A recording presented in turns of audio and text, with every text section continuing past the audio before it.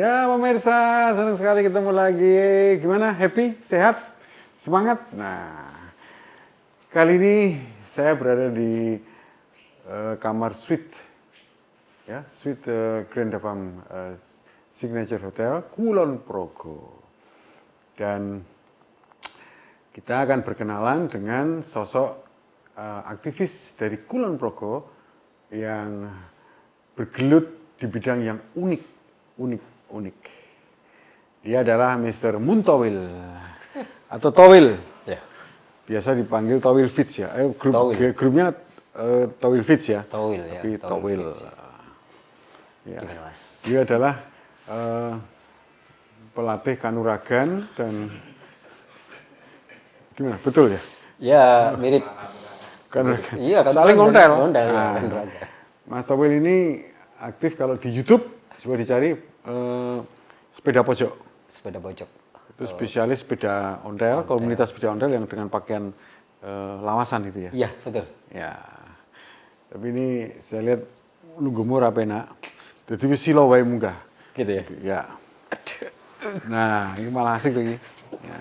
Gari kene iki menyan karo lilin karo Bang Staman. Ora no SDSB pisan ora iso njaluk nomor. Iso loh. Ya Mas Towil. Mas Towil ini pertama adalah hobi mengkoleksi sepeda lawas. Iya, betul. Betul ya? Betul banget. Jadi hobi mengkoleksi. Hobi mengoleksi, tapi tidak hanya mengoleksi, jadi punya tujuan pastinya. Satu bidangnya adalah koleksi dulu. Koleksi Pokoknya dulu. memiliki sepeda lawas sebanyak mungkin. Ya. Sampai sekarang sudah sampai berapa jumlahnya? Kalau kita hitung, ya mohon maaf, kurang lebih ya seratusan lebih ya. Seratusan 10 ada. Dan ada koleksi yang sepeda balap kuno. Tahun berapa itu? Tahun 1970, tadi kemarin aku dapat. Tadi malam aku Sepeda balap tahun 1970. 1970. Masih bisa difungsikan? Masih bisa sangat difungsikan. Nah, mengkoleksi. Tetapi mengkoleksi ini didahului kecintaannya kepada pedesaan atau koleksi dulu? Tinggal dulu di desa, kemudian koleksi. Jadi memang apa ya, gayung bersambut. Pertama Jadi, tinggal di desa. Di desa, terus senang ngoleksi sepeda, terus akhirnya kembali ke desa. Ya, ingin terus mengembangkan muncul desa ide untuk pengembangan wisata. Betul. Dengan wisata ngontel keliling desa. Iya. Gitu toh? Ya betul. Dan kebanyakan memang pertama kali itu langsung tamu-tamu dari Eropa. Itu ya? Iya, kenapa? Ya ada jawabannya. Karena mereka adalah suka bersepeda itu sudah ke setiap hariannya. Jadi hariannya itu memang bersepeda. Budayanya bersepeda, habitnya udah bersepeda. Tapi tidak pernah melihat apa yang ada di desa kami. Ya, gini, gitu. Dulu awalnya gimana kok bisa punya hobi ngoleksi sepeda lawas? Ya impian ya, saat ingin punya sepeda itu impian banget. Kapan ya punya sepeda yang unik itu atau yang klasik itu. Tapi ternyata waktu pertama kali belum bisa mencari uang, mahal banget itu. Itu ya. Sangat mahal. Tidak, mimpi lah. Karena sepeda memang benar-benar saya mempunyai satu sepeda itu memang benar-benar menabung. Sepeda lawas pertama. Saya pertama mereknya Rally, itu pun malah tidak ada di rumah sekarang. Sekarang sepeda itu ada di Australia. Jadi waktu itu disenangi oleh buyer dari Australia. Sepeda pertama merek Rally. Waktu itu tahun berapa beli? Tahun 2000. Harga berapa waktu itu? Harganya Rp800.000. Itu dengan mengerahkan tabungan? Ya kan waktu itu memang udah ada sedikit rezeki, artinya kita ya sisihkan untuk sepeda ini. Jadi sebenarnya kan ingin punya sepeda itu sebagai sarana transportasi ataupun hobi sebenarnya. Berangkat dari itu. Karena mau seneng ya?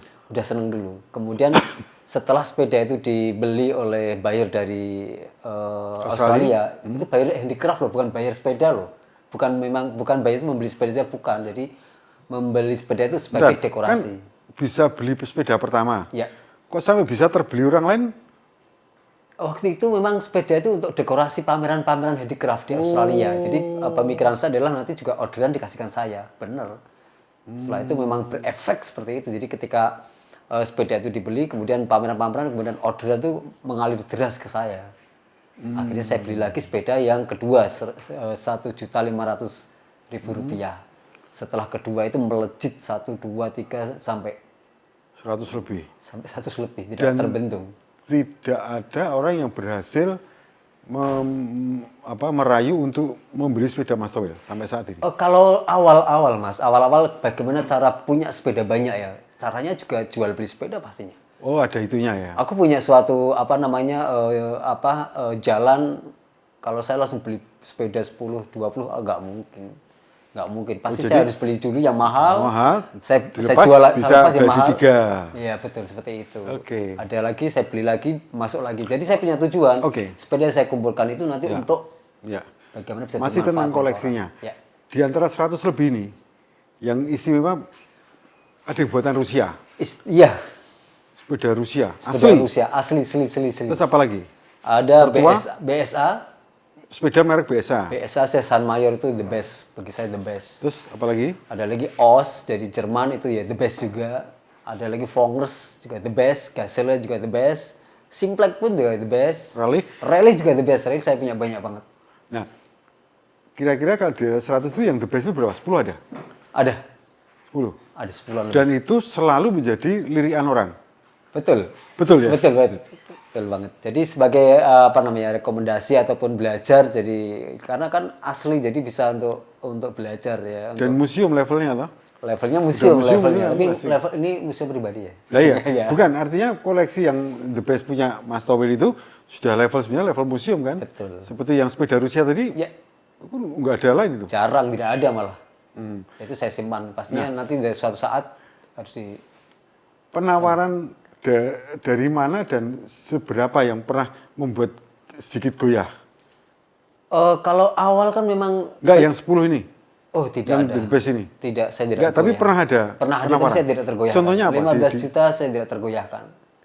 Karena saya yakin sepeda itu akan mendapatkan lebih dari itu.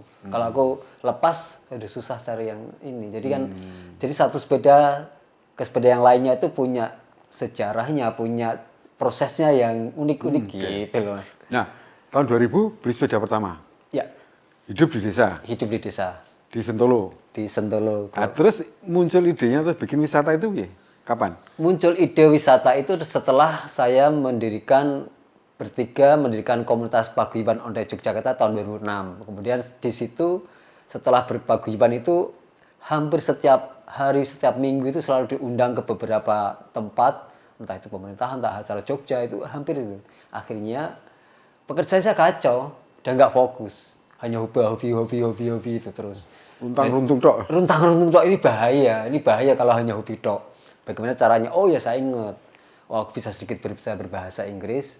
Kemudian saya dulu kerja di hotel, kemudian networking saya udah ada, ya udah akhirnya ditemukan oleh Sisan sing duit hasil duit. Iya, akhirnya saya memisahkan diri untuk bagaimana bisa menciptakan suatu lapangan pekerjaan tapi yang berbeda. Apa itu? Ya wisata desa dengan naik sepeda. Wah lagi. Iya, ketemu segmen yang benar. Jadi Eropa, jadi saya nggak tanggung-tanggung orang Eropa karena apa? Mereka adalah yang suka bersepeda. Setiap hari tadi udah keseharian sepeda, tapi tidak pernah melihat apa yang ada di desa. Blok minju, bikin emping, bikin tempe. You can enjoy this trip. The bicycle with fit in the village. Ja, dit is beter. Het is beter.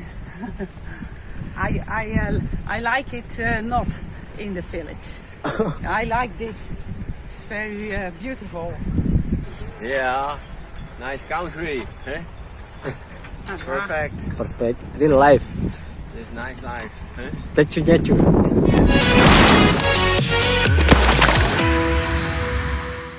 ...2000 sampai 2006, Anda sudah punya sepeda berapa waktu itu? Masih tahun 2000 sampai tahun 2006 itu masih sebuah ngeframe, jadi masih punya daya pikir yang masih bagaimana cara punya sepeda, bagaimana seperti itu. Punya berapa itu tapi?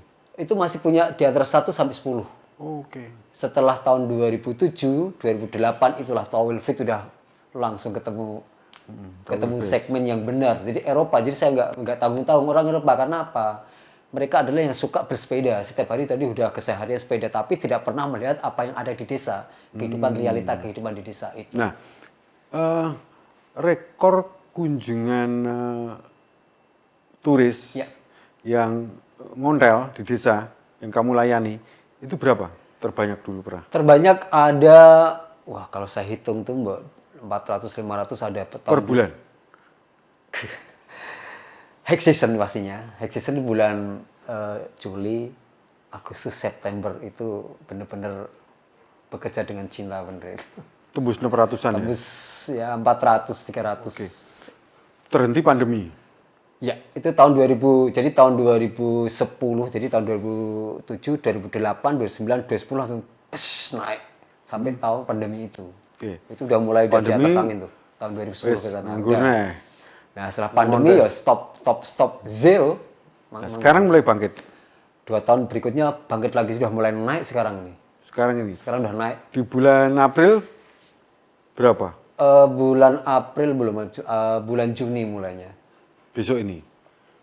Kemarin, jadi Kemarin ya, tahun lalu ya. tahun lalu, jadi tahun Udah mulai. 2022. Tapi 2003 mulai lagi ya. Tahun kenceng 2003 udah mulai naik lagi, menanjak. ya? Oke. Apa yang Anda tawarkan terhadap mereka? Ya selalu realita kehidupan. Jadi memang kehidupan desa yang apa adanya. Jadi kita memberikan sebuah edukasi bahwa telling story atau kehidupan yang nyata ini adalah kayak sebuah yang tadi tidak pernah dilakukan atau tidak pernah dilihat. Kan sepele banget tuh nimba air di sumur, buah-buahan yang ambil sendiri. Deplok minju, bikin emping, bikin tempe, tenun tradisionalnya, panen di sawah, kemudian ya kita ke sekolahan. Sampai Dulu angon bebek. angon bebeknya ada, makani sapi ada, berumput ada. Nah, itulah kehidupan masyarakat yang memang keseharian. Jadi tidak ada settingan. Ya. Dan itu sudah berlangsung sejak dulu kegiatan masyarakat tadi. Nah, kita respon nih. Kita berikan sebuah pembelajaran atau experience. Jadi tamu itu juga bisa melakukan apa yang dilakukan oleh para masyarakat. Gitu. Jadi bersepeda tapi wisata betul. Ya. Bukan olahraga. Jadi tidak memberatkan. Tidak memberatkan. Ini relax banget. Jadi Relax banget. relax banget. Tapi experience-nya, pengalamannya luar biasa. Luar biasa. Karena lewat jalan desa sepi, angin sejuk, dan melihat kehidupan desa. Iya, kemarin ada nih dari Denmark kemarin ini. Jadi lihat masyarakat yang ke sawah, kemudian saya ceritakan dengan masalah padi sampai nasi itu. Jadi beras. Jadi beras itu nangis. Aku tanya, kenapa nangis? Kenapa nangis? Aku terharu. Kenapa saya selalu berpikir bahwa ini luar biasa. Jadi ini hidup yang sangat layak, sangat manusiawi, sangat berarti bagi saya. Saya nangis jujur, saya emosional bang. Saya iri dengan masyarakat yang ada di sini. Kamu ya kaget juga ya? Saya kaget sampai sebegitunya. Nangis, bener-bener nangis. Apresiatif banget dengan masyarakat Jadi yang ada. si orang Denmark ini melihat kehidupan yang kayak yang sesungguhnya yang dia rindukan, dia nggak pernah temui ya? Karena apa ya? Karena kan kemarin melihat penggilingan padi ya. Dulu saya cerita masalah penggilingan padi untuk bagaimana cari menjadi sebuah beras. Ada penggilingan padi sampai junjung diangkat, kemudian dijunjung lagi beberapa kali, itu mulai dari tahu mengarit atau memanen itu, kemudian terep ataupun dengan itu udah sampai terjadi itu, tak lihat benar-benar real itu, nangis. Aku tanya, kenapa nangis? Dia terharu. Dan dia sudah dengan industri kan? Ya, nah itu dia. Tidak ada Jadi nyawa bertolak manusianya kan belakang, nggak ada. Jadi Betul. itu yang menjadikan sebuah perbedaan yang sangat nyata. Kita aja bisa ya, happy ya. Orang itu real, ikhlas itu. Nah, itu terjadi pada masyarakat yang ada di kami.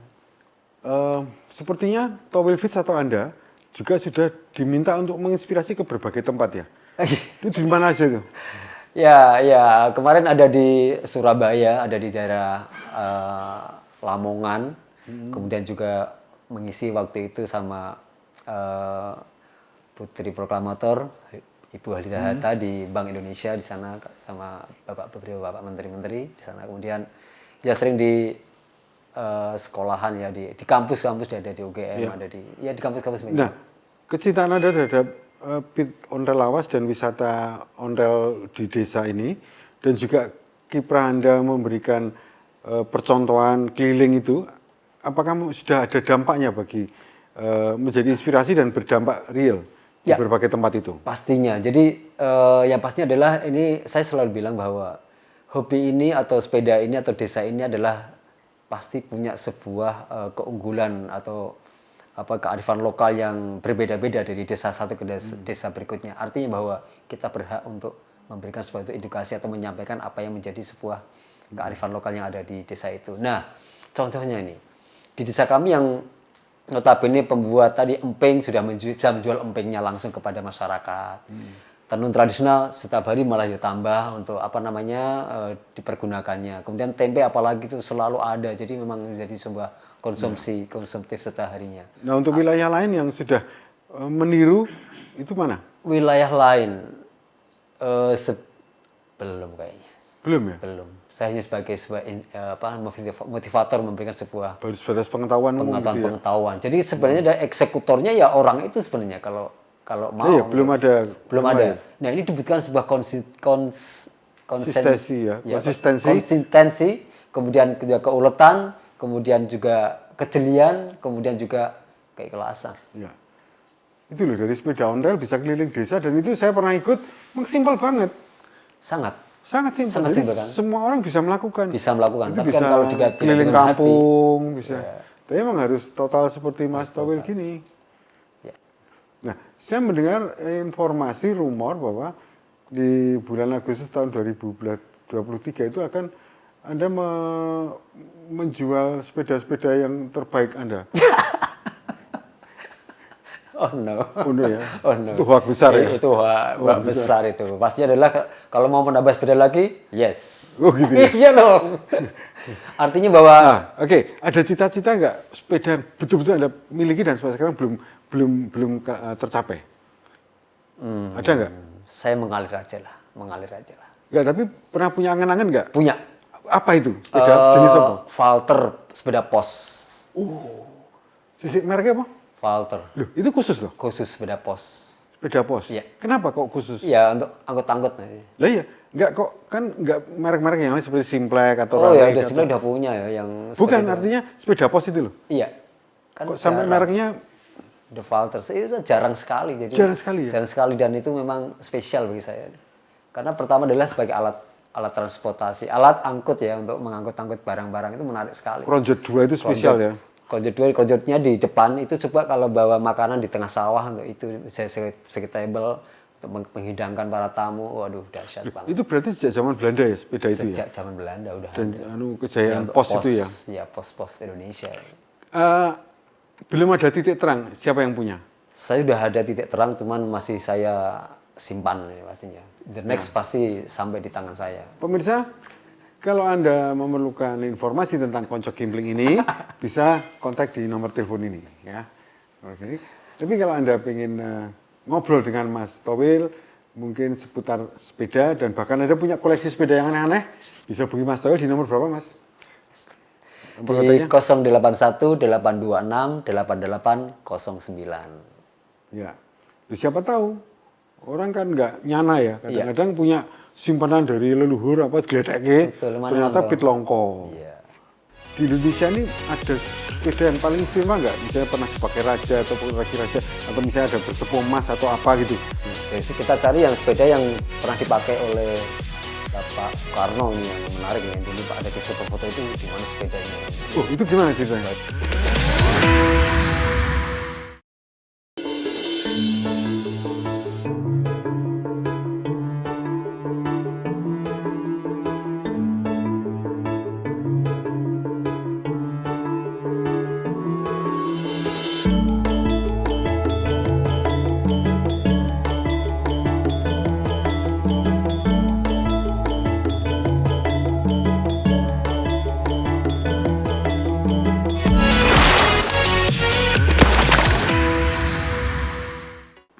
Nah, kalau sepengetahuan Mas Towil, di Indonesia ini ada sepeda yang paling istimewa nggak? Misalnya pernah dipakai raja atau laki raja, atau misalnya ada bersepuh emas atau apa gitu, yang itu sudah menjadi perbincangan gitu loh. Masih disimpan, saya yakin.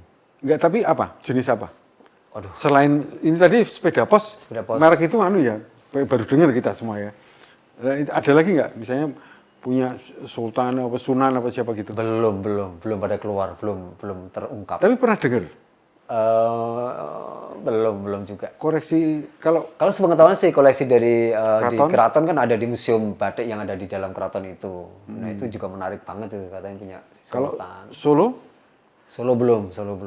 ya. Jadi kita cari yang sepeda yang pernah dipakai oleh Bapak Soekarno ini yang menarik nih, yang dulu Pak ada di foto-foto itu di mana sepedanya ini. Oh, itu gimana ceritanya? Wah, ini Belum menarik belum banget. anu. Kan selama ini kan ada foto beliau yang memang dengan naik sepeda. Iya, iya, Nah, itu menarik sekali. Kita mau cari-cari di mana kira-kira. Kalau mobil RI1 pertama karena udah Ada beda. sepeda ini yang kita Beda ya. hunting. Ini belum ada terdetek. Belum terdeteksi. Nah, teman-teman, pemirsa, siapa tahu ada yang tahu bisa info ini. Tapi buktinya gimana kalau ini bawa sepeda Soekarno gitu? Ini yang harus dibutuhkan sebuah apa ya namanya? Ada foto-foto pendukung, Iya pendukung ya.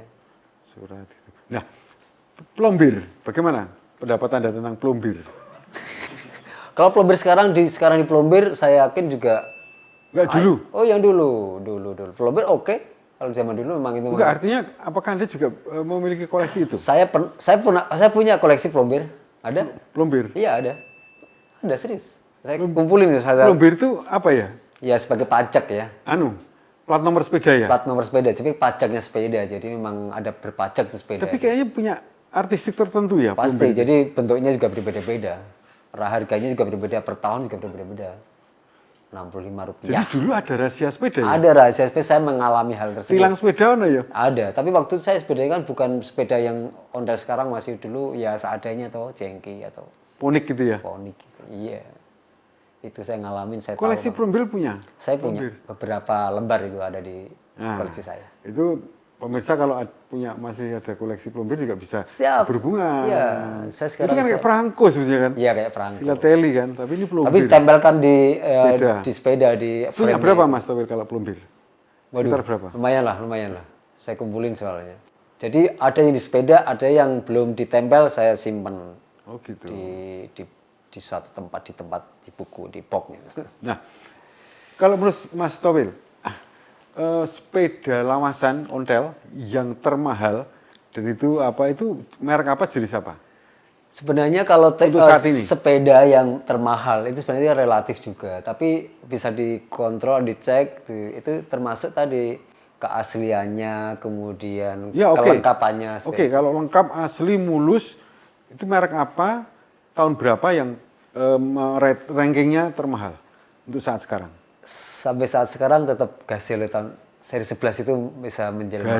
Gazelle seri 11. Seri 11. Itu tetap Itu primadona. primadona masyarakat. Semua kalau ngomong semua kolektor kalangan. sepeda udah itu Yes, udah itu ya. melek itu ya. Melek ya. Kenapa Gazelle? Ya karena ya Gazelle buatan mana? buatan Belanda. Belanda.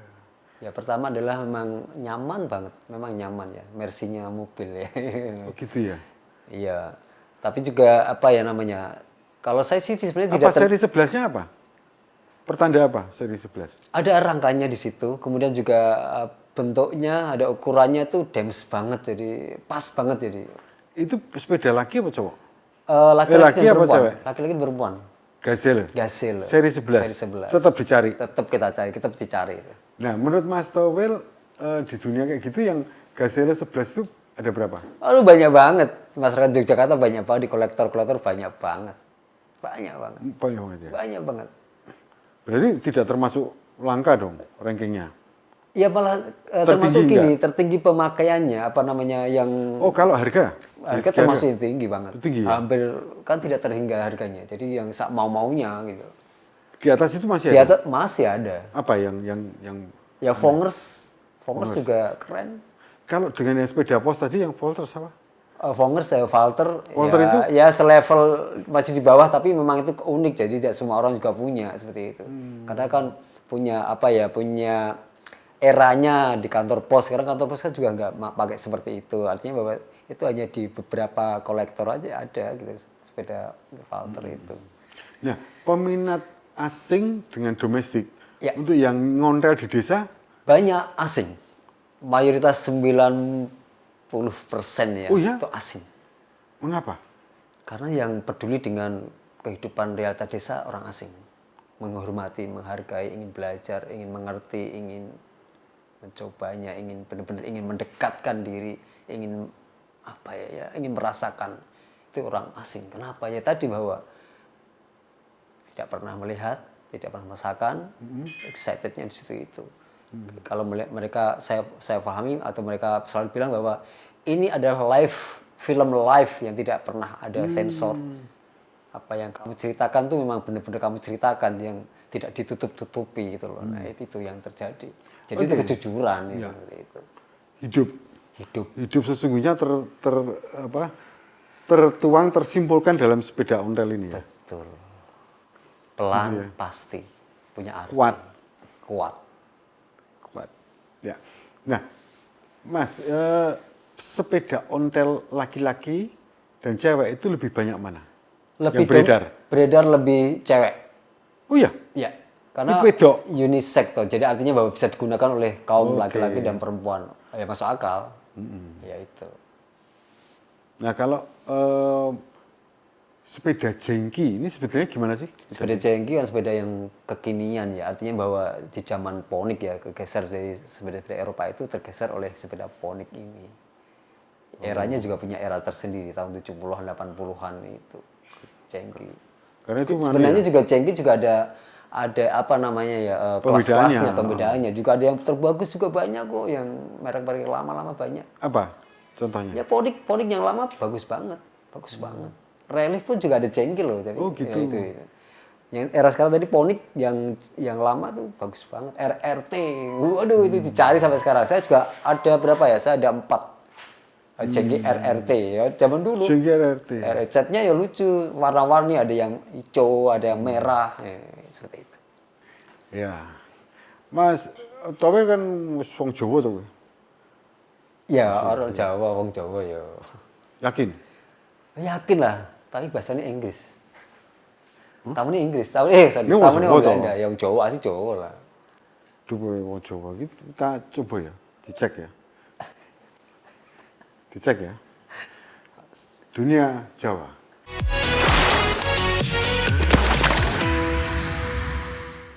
Aku ngomong ongko bahasa Indonesia, jawab jumlahnya dengan bahasa Kromo Inggil. Oke? Lah kuwi linggumu ngono sangun banget ya kudune. Iya. Luput ya masalah ya. Wis tak batin. Ngono lah 18 tambah 7 Waduh, 18. tambah 7 sama dengan 12. loh, bahasa Kromo Inggil. Kalih dasa 6. 18 tambah 7. Berapa? Iya. Kowe nek nampa dit ngitung cepet ya iki kok suwi piye? Bahasa Indonesia. 18 tambah 7. Ya, oh ya 2. Selangkung. Nah, Selangkung ya. 7 tambah 16.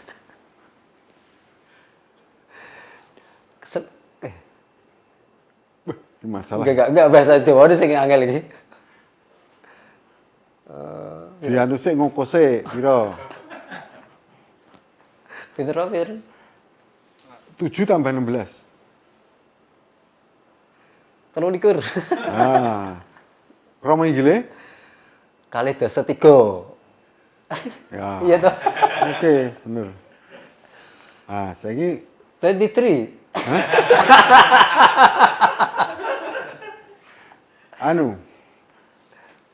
bahasa Kromo Inggilnya mencuci pakaian. Mencuci pakaian, bahasa Inggris ya toh. Loh. Mencuci pakaian. Waduh. apa? Pakaianmu wani ngono. Mencuci ki apa? Ngumbahi. Ngoko. Oh. Anune Kromo Inggile? Ngumbahi apa ya?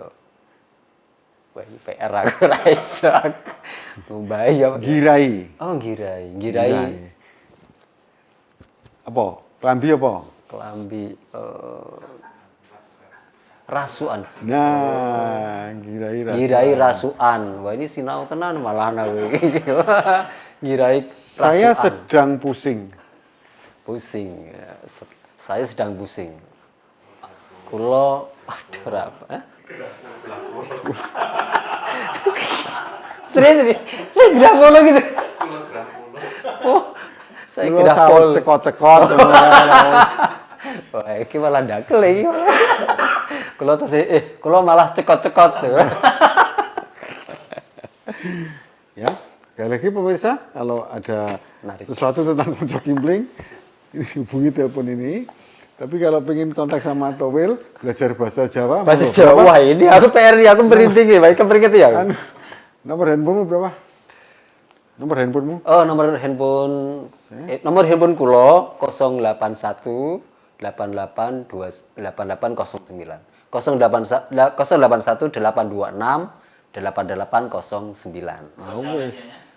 Sosial medianya Instagram Towil Fits, Facebook Towil Jogja Towil. Ngeten, Keren. Mas Towil matur nuwun rawuhipun. Matur suwun. Lajeng saged nyasi menapa-menapa namung donga kasaenan lan Amin. mugi ing wulan ngajeng menika saged kedadosan niat panjenengan nyadi tigang dosa pit panjenengan. Oke pemirsa, terima kasih sampai jumpa lagi. Matur nuwun.